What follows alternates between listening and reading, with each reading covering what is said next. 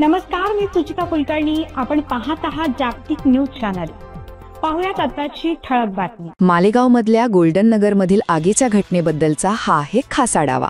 ही माहिती आहे आज म्हणजे 17 नोव्हेंबरला मालेगावमध्ये लागलेल्या एका मोठ्या आगीबद्दल, ज्यामध्ये खूप मोठं नुकसान झालं, पण सुदैवानं एक मोठा अनर्थ टळला. तर पहिली गोष्ट म्हणजे ही आग लागली कशी.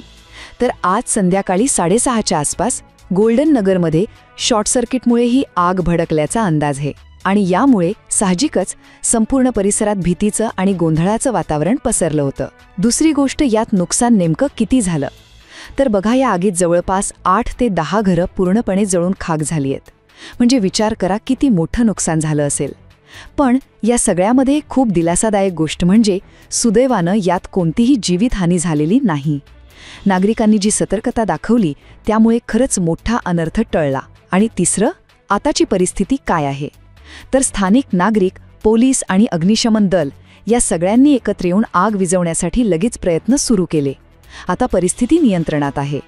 पण ज्या कुटुंबांचं नुकसान झाले त्यांना आता मदतीची गरज आहे आणि ते प्रशासनाकडे नुकसान भरपाईची मागणी करत आहेत. थोडक्यात सांगायचं तर मालेगावमध्ये शॉर्ट सर्किटमुळे मोठी आग लागली, घरं जळाली, पण सुदैवानं जीवितहानी टळली आणि आता लक्ष बाधित कुटुंबांच्या पुनर्वसनावर आहे.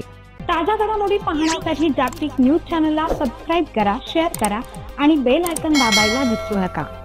जागतिक न्यूज चॅनल सोबत रहा अपडेट. धन्यवाद.